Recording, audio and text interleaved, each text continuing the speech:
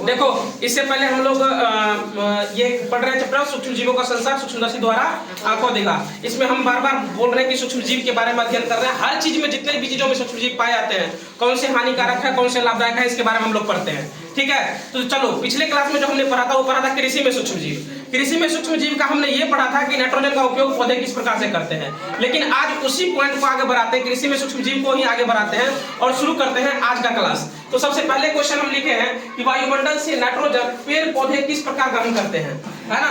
क्योंकि हमको ये बात अच्छे से पता है कि डायरेक्ट नाइट्रोजन नहीं ले सकते, है ना। डायरेक्ट नाइट्रोजन लेने के बाद क्या होता है, हमें बहुत मतलब पेड़ पौधों को बहुत नुकसान पहुंच सकता है। तो अगर डायरेक्ट नाइट्रोजन नहीं लेते तो किस प्रकार से लेते हैं, जो उनको उनके लिए उपयोगी साबित होता है, पेड़ पौधों के लिए उपयोगी साबित होता है। तो पौधों में यह क्षमता नहीं होती है कि वे वायुमंडलीय नाइट्रोजन को सीधे ग्रहण कर सके, है ना।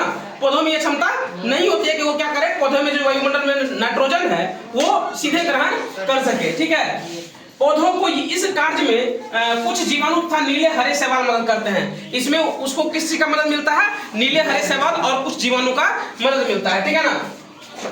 ये वायुमंडलीय नाइट्रोजन को स्थिरीकरण कर मिट्टी की उर्वरता बढ़ाते हैं तथा नाइट्रोजन को पेड़ पौधों के उपयोग के लायक बनाते हैं। यही क्या करते हैं, मिट्टी की उर्वरता को बढ़ाते हैं और जो नाइट्रोजन है उसको क्या करते हैं, पेड़ पौधों के उपयोग के लायक बना देते हैं। ठीक है, अब हम लोग पढ़ते हैं कुछ हानिकारक जो सूक्ष्म जीव है। अभी तो हम लोग लाभदायक पढ़ रहे थे, अब कुछ हानिकारक सूक्ष्म जीव है वो कैसे हैं। तो देखो, कुछ ऐसे सूक्ष्म जीव होते हैं जो हमें हानि पहुंचाते हैं। ये तो हम जानते हैं कि कुछ लाभदायक है तो कुछ हानिकारक भी होंगे। तो कुछ ऐसे सूक्ष्म जीव हैं जो हमें क्या करते हैं, हानि पहुंचाते हैं। ये मनुष्य, जीव जंतुओं, पौधों आदि के अनेक रोगों के कारण है। और यही जो सूक्ष्म जीव है, ये सूक्ष्म जीव क्या है, मनुष्य हो गया, जीव जंतु हो गया, पौधे हो गया, इन सब के आदि के अनेक रोगों के कारण है। मतलब कि डिफरेंट रोगों के कारण कौन है, यही सूक्ष्म जीव है। ठीक है ना। ये हमारे भोजन, पानी तथा अन्य उपयोगी वस्तुओं को दूषित कर देते हैं। ये क्या करते हैं, भोजन हो गया, पानी हो गया या अन्य उपयोगी वस्तु या खाने वाले जो भी चीजें हैं उनको क्या करते हैं, ये दूषित कर देते हैं। जैसे तुमने खास करके देखा होगा कि चावल को अगर बना करके 2 दिन तक छोड़ दिया है तो वो एकदम लसलसा टाइप सा हो जाता है ना। तो वो क्या होता है, सूक्ष्म जीव के कारण ही होता है। वो उसको खराब कर देते हैं, जिसके कारण बहुत गंध आने लगती है, जो खाने के लायक नहीं रहता। तो ये किसके कारण होता है, सूक्ष्म जीवों के कारण होता है। अब किन सूक्ष्म जीवों के कारण होता है ये हम लोग आगे पढ़ेंगे। ठीक है ना। तो मनुष्य में सूक्ष्म जीव जनित रोग कौन कौन से हैं, अब इसको देख लेते हैं। मनुष्य में जो सूक्ष्म जीव के कारण होने वाले रोग है वो कौन कौन से हैं। तो पहला क्वेश्चन हम लिखे हैं कि रोग कारक सूक्ष्म जीव हमारे शरीर के अंदर कैसे पहुंचता है। जो रोग कारक सूक्ष्म जीव है, अभी तो हम लाभदायक सूक्ष्म जीव के बारे में पढ़े थे ना। अब जो रोग कारक सूक्ष्म जीव है वो हमारे शरीर के अंदर कैसे पहुंचता है।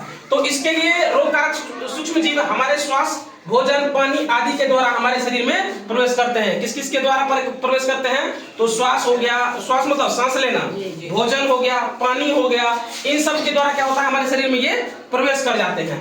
पहले से प्रभावित, ये प्रभावित है, प्रभावित मत लिख लेना, पहले से प्रभावित या संक्रमित व्यक्तियों या जंतुओं के संपर्क में आने से, कुछ खास कीटों या जंतुओं के काटने से भी ये हमारे शरीर में पहुंचकर रोग उत्पन्न करते हैं। तो होता क्या है कि जब मान लो कि कोई संक्रमित व्यक्ति है, उनके संपर्क में आ गए तो भी ये फैल सकता है, ये रोग फैल सकता है, या ये जीवाणु हमारे तक पहुंच सकता है। या फिर ऐसा हो जाएगा कुछ कीट पतंग काट लिया है ना, तो उसके कारण भी कुछ हानिकारक रोग हमें हो सकते हैं, है ना। तो ये तो क्या था कि कैसे हमारे अंदर सूक्ष्म जीव पहुंच जाते हैं, है ना। अब अगला है कि हैजा, चिकन पॉक्स, क्षय रोग आदि जैसे सूक्ष्म जीव जो है वो उत्पन्न होने वाले रोग हैं, सूक्ष्म जीवों से उत्पन्न होने वाले रोग हैं। कौन कौन से, हैजा, चिकन पॉक्स और क्षय रोग। ये सब जो तुम्हें मतलब खास करके सुनाई देता होगा आम जिंदगियों में, तो ये सब जो बीमारी होने वाला है वो किस चीज से होता है, सूक्ष्म जीवों से उत्पन्न होने वाला रोग है। समझ में आ गया।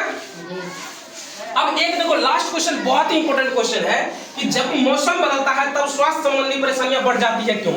अब देखोगे खास करके इस समय भी चल रहा है, इस समय बुखार बहुत ज्यादा तेजी से बढ़ रहा है। आज इसको है, कल उसको है, परसों उसको है। नहीं तो ये देखा होगा कि सर्दी के समय में क्या होता है कि अगर तुम्हें सर्दी हुई तो कभी तुम देखोगे 1-2 दिन बाद तुम्हारे मम्मी या पापा को होने लगी, फिर 2-3 दिन बाद देखोगे तुम अपने भाई को उसको होने लगा। तो ये क्या होती है, एक तरह से वायरस है जो क्या होता है एक दूसरे में बहुत मतलब जैसे ही तुम सीखते हो तो ढेर सारे वायरस को एक साथ छोड़ते हैं जो दूसरे व्यक्तियों के पास जाकर उसमें फैल जाते हैं। ठीक है ना।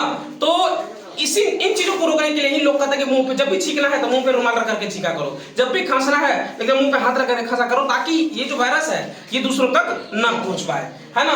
तो अब देखो ये मौसम जब बदलता है तो ये बीमारियां कैसे बढ़ जाती है इसको देखते हैं, है ना। स्वास्थ्य संबंधी परेशानियां क्यों बढ़ जाती है। तो जब हम गर्म जगह से आते हैं तो हमें ठंडा पानी नहीं पीना चाहिए। हम जब भी गर्म जगह से आते हैं उस समय ठंडा पानी बिल्कुल भी नहीं पीना चाहिए। अच्छा, अक्सर देखोगे आजकल आदमी करते क्या है कि जैसे ही धूप से आए फ्रिज का पानी लाओ। फ्रिज का पानी वो कितना खतरनाक होता है हमारे लिए, देखो क्यों नहीं पीना चाहिए, क्योंकि श्वास नली के आसपास के जो जीवाणु होते हैं, तापमान कम होने के कारण इसका प्रजनन दर बढ़ जाता है। अब श्वास नली के आसपास क्या है, जीवाणु है। अब जैसे ही वो ठंडा पानी पिया, अब क्या होगा, उसका प्रजनन दर बढ़ गया, मतलब कि जन्म करने की क्षमता उसकी क्या हो गई, बढ़ गई। अब जैसे ही ये बढ़ी, ठीक है, जिससे क्या होगी, स्वास्थ्य संबंधी जो परेशानियां वो क्या हो जाएगी, बढ़ जाएगी।